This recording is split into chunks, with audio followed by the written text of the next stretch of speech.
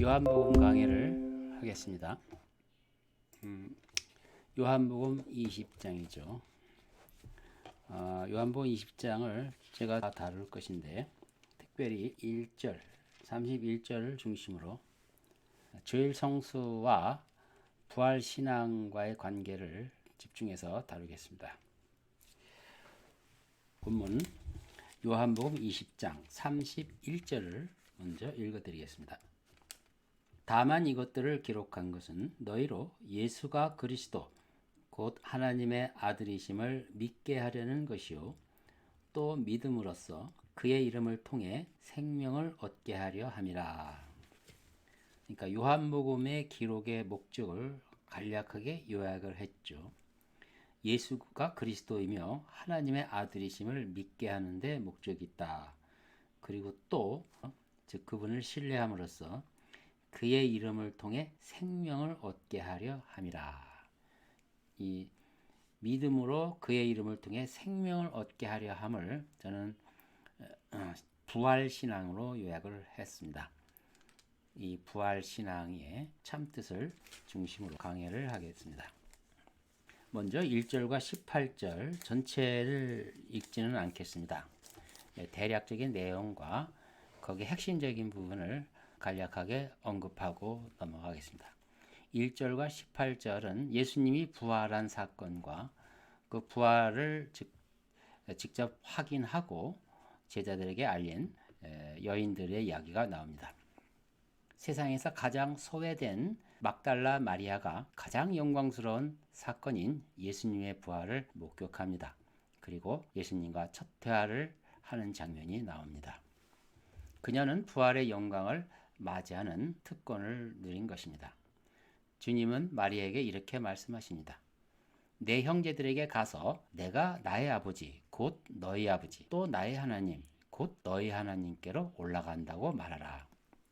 여기서 하신 말씀 중에 나의 아버지 곧 너희 아버지라는 말씀이 저에게는 매우 친근하게 들립니다. 예수님의 친아버지이신 그분을 곧 너희들의 아버지라고도 이렇게 말씀하신 부분입니다. 그러므로 우리는 그 교리적 선언만이 아닌 실생활에서 하나님이 우리 아버지 되시도록 사는 것이 우리의 과제가 아닌가 이렇게 생각을 합니다. 19절부터 마지막 31절까지는 부활하신 후 제자들에게 몇 차례 만나셔서 전하신 내용이 나옵니다. 거기에 제일 첫 번째 메시지는 평강입니다. 너에게 평강이 있을지어다 이렇게 말씀하셨어요. 이 평강은 세상이 줄 수 없는 평강이라고 말씀하셨습니다. 이는 죽음의 속박에서 벗어남이 주는 그러한 평강입니다. 또 영원한 생명을 획득함으로 얻는 평강입니다. 말로 표현할 수 없는 이 평화와 안도감이 부활의 사람들이 누리는 특권인 것입니다. 그러므로 초조와 근심, 걱정은 그리스도인의 모습과는 너무나 어울리지 않는 모습입니다.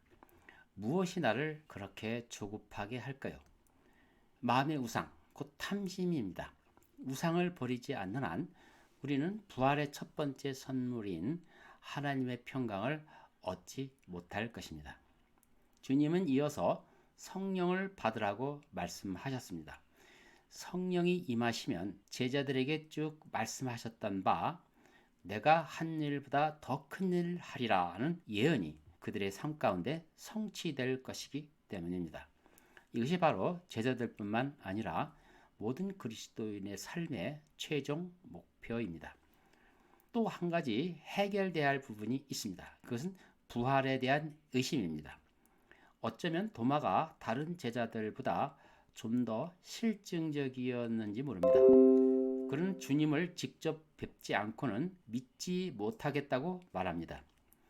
그래서 예수님은 의심하는 도마를 위하여 다시 나타나시어 믿음을 굳게 세워주셨습니다. 우리도 도마처럼 의심 때문에 주님께 바짝 다가갈 수 없습니다. 그러면서도 마치 믿음 있는 척하고 있는지도 모릅니다. 체하는 것은 의심하는 것보다 더 나쁜 것입니다. 부활의 능력을 내 삶 속에 나타나는 것을 의심하는 것이 바로 부활을 의심하는 것 아니겠습니까? 부활의 능력을 내 삶 속에 나타내는 것. 이것은 사도 바울도 이렇게 말한 바 있습니다. 내가 앞의 것을 바라본 그 표대를 향하여 나아가노라고 하셨습니다. 바로 그것입니다. 부활의 능력을 내 삶 속에 나타내려면 부활에 대한 의심을 추호도 해서는 안 됩니다. 자, 오늘 택한 본문 31절 마지막에는 요한복음의 기록 목적이 소개되는데요. 다만 이것들을 기록한 것은 너희로 예수가 그리스도 곧 하나님의 아들이심을 믿게 하려는 것이요 또 믿음으로써 그 이름을 통해 생명을 얻게 하려 함이라. 이 말씀입니다.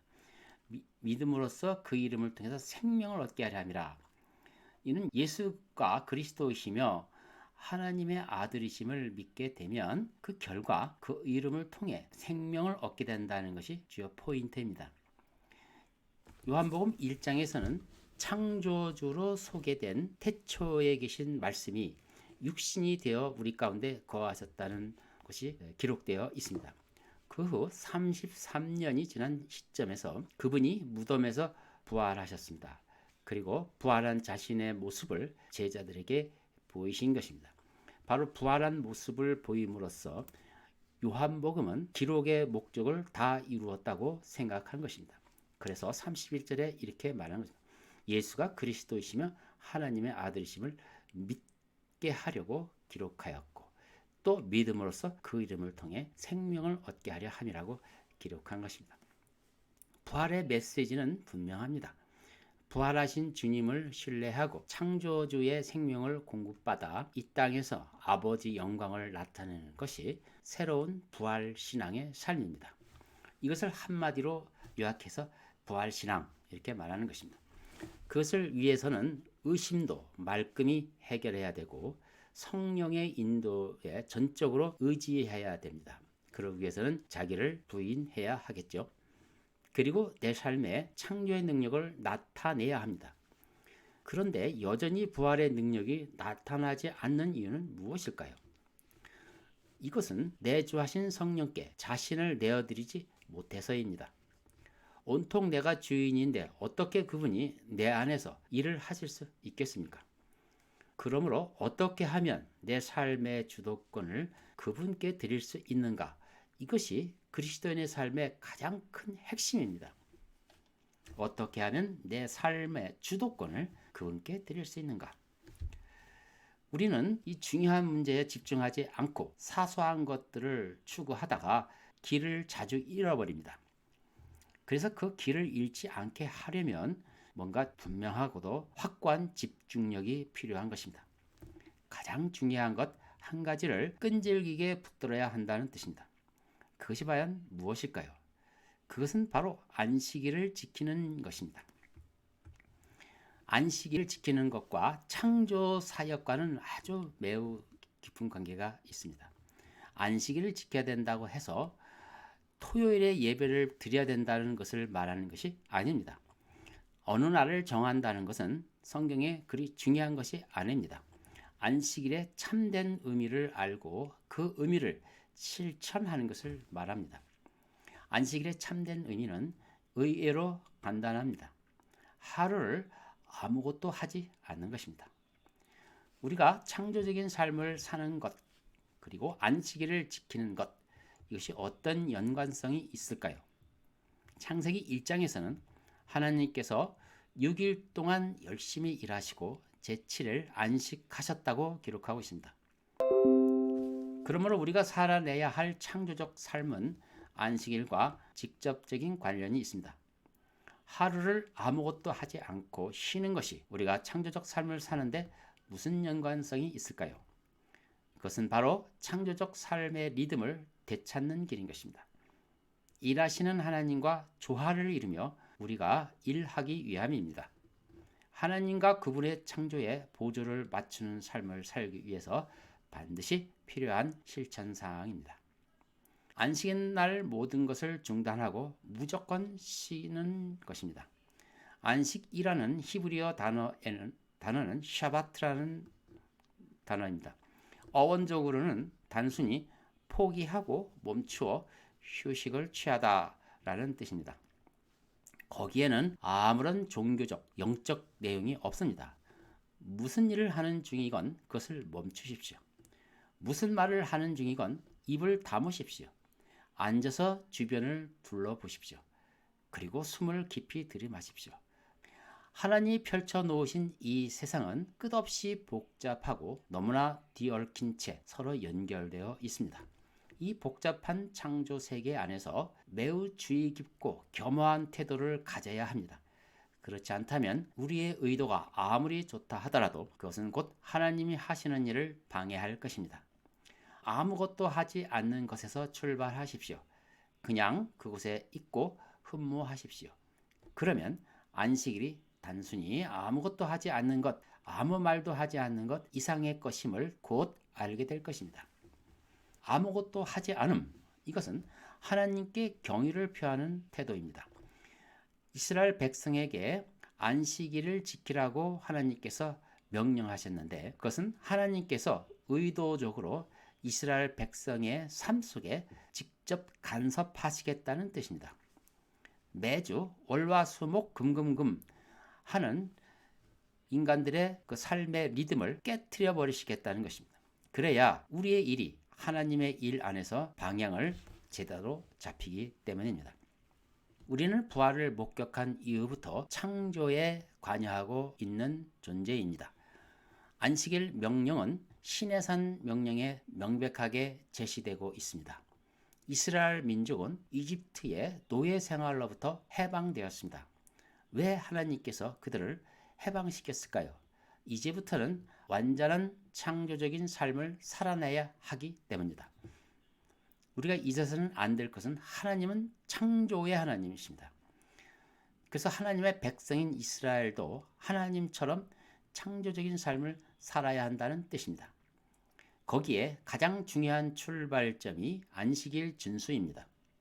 그것은 하나님의 안식 안에 그들이 참여해야만 가능하기 때문입니다.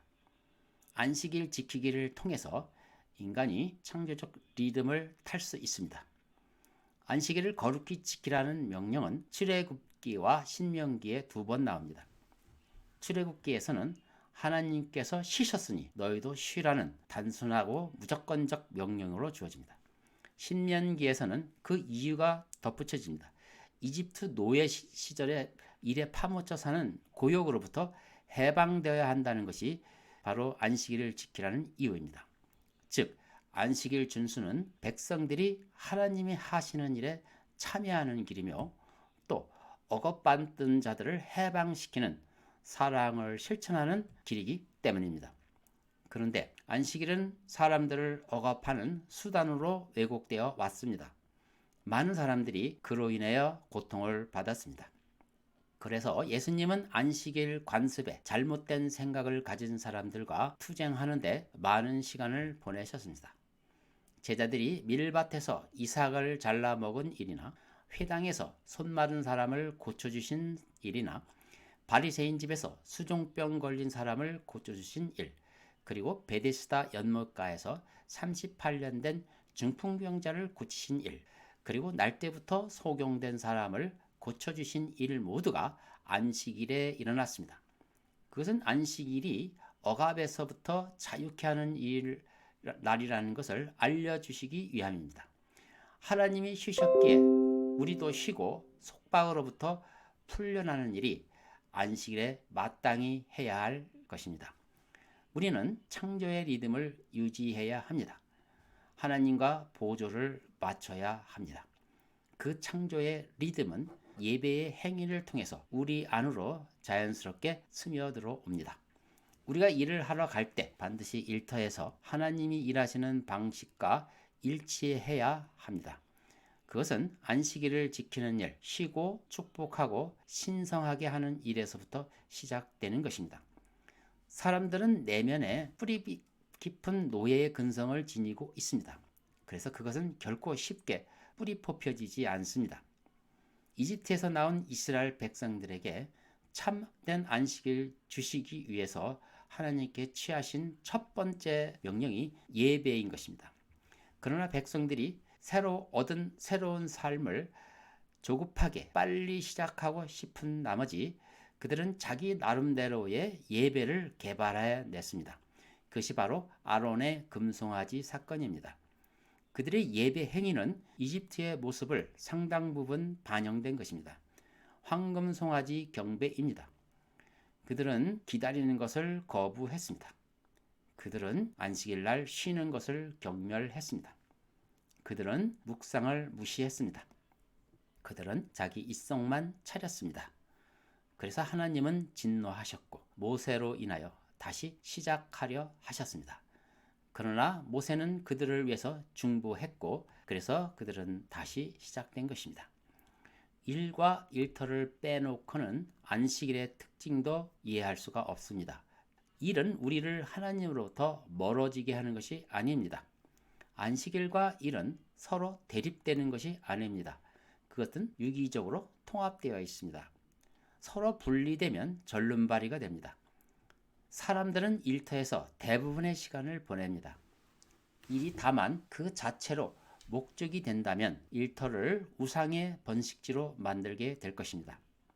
우리가 하는 일을 하나님을 배제할 때 우리는 일터에서 우상을 만들게 됩니다. 요즘 기업체는 일요일을 쉬게 합니다. 그것이 생산성에 좋기 때문입니다. 그러나 우리는 생산성과 관계가 없습니다. 우리는 하나님과 그리스도가 우리 안에 형성되는 것에 더 관심이 있습니다. 우리는 부활에서 완성되는 창조에 관심이 더 있습니다. 안식일은 하던 일을 멈추고 부활의 감격으로 눈을 크게 뜨고 볼 수 있을 정도로 충분히 오랫동안 잠잠히 있어야 합니다. 그것이 없다면 우리는 곧 자신이 하는 일과 그 말에 완전히 빨려 들어가고 말 것입니다. 우리가 일할 때 우리는 가장 하나님 같다고 누군가 말합니다. 이 말은 우리가 하나님이 취하는 자세가 가장 쉽게 발견되는 것이 우리의 일이라는 뜻입니다. 안식일은 가장 지키기 어려운 명령입니다. 가장 개발하기 어려운 습관입니다.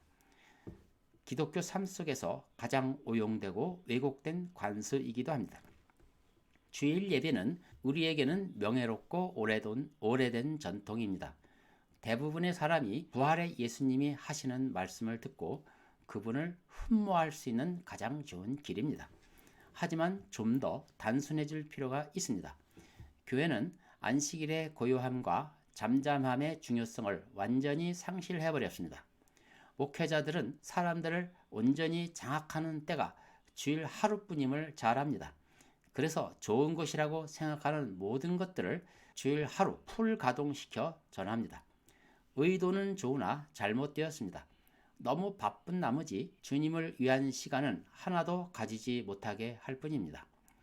회중에게 하나님에 대한 정보를 너무 많이 준 나머지 하나님의 말씀을 직접 들을 기회를 뺏을 뿐입니다. 주일날의 소란을 없애고 아무것도 하지 않고 아무 말도 하지 않기 위한 공동의 방법을 개발하는 것이 필요합니다. 이사야서 30장 15절에 주 하나님 곧 이스라엘의 거룩하신 분이 이같이 말하노라. 너희가 돌이켜서 쉬면 구원을 받을 것이요 조용히 함과 신뢰함 안에서 너희의 힘이 있을 것이나 너희가 원치 아니하도다 라고 말씀하십니다. 주님의 부활을 믿는 우리는 그분께 주의를 기울여야 합니다. 부활의 그리스도가 창조를 회복하는 길로 한 걸음 크게 나가야 합니다. 그것은 아무것도 하지 않으면서 시작하는 것입니다. 우리가 있는 그곳에 그냥 서서 우리 주님의 말씀을 듣는 것입니다. 주의를 기울이고 흠모하십시오. 주일날 너무 많은 것을 듣거나 말하거나 하지 마십시오. 잠잠히 들으시고 쉬십시오. 그래야 일터에서 하나님의 방식으로 일할 수가 있습니다. 이것이 하나님과 함께 생명의 삶을 사는 관문인 것입니다. 이제 말씀을 마무리하겠습니다. 부활신앙은 내 삶에 부활의 생명으로 넘치게 하는 삶입니다. 그를 위해 집중해야 할 필요가 있습니다. 너무 지엽적인 것에 몰두하다 보면 길을 잃기 쉽습니다. 한 가지로 집중하십시오. 주일 성수하십시오. 그날은 아무것도 하지 않는 것입니다. 거기서 출발하십시오. 하루를 온전히 멈추시고 쉬며 그분을 묵상하십시오. 그리고 일터에서 창조적 삶을 이루어 내십시오. 일과 일터 신앙과 안식일과 관계가 없다면 그것은 절름발이 신앙인 것입니다. 이러한 온전한 선순환, 주일 성수와 일터에서 하나님과 함께 사는 그러한 삶, 이러한 선순환이 계속 반복되면 여러분은 분명히 부활의 능력으로 새롭고 거룩한 삶을 사시게 될 것입니다. 말씀을 마치겠습니다. 기도하겠습니다. 하나님 아버지, 참으로 감사합니다. 요한복음 강해 20장을 마치면서 부활의 참된 신앙의 의미를 살펴보았습니다. 그 부활의 신앙을 살지 못해서 성도들이 위축이 되어 있습니다. 그것의 출발점은 다른 데 있는 것이 아니고 주일날 온전히 쉬면서 주님과 깊은 교제를 하는 것에 있음을 말씀을 드렸습니다. 우리 모든 성도가 실천하기도 쉽고 할 수 있는 이 일을 담담하게 실천해 나감으로써 부활 신앙을 삶 속에서 깊이 체험하는 복된 삶이 되시길 간절히 바랍니다. 우리 주 예수 그리스도 이름으로 기도합니다. 아멘. 마치겠습니다.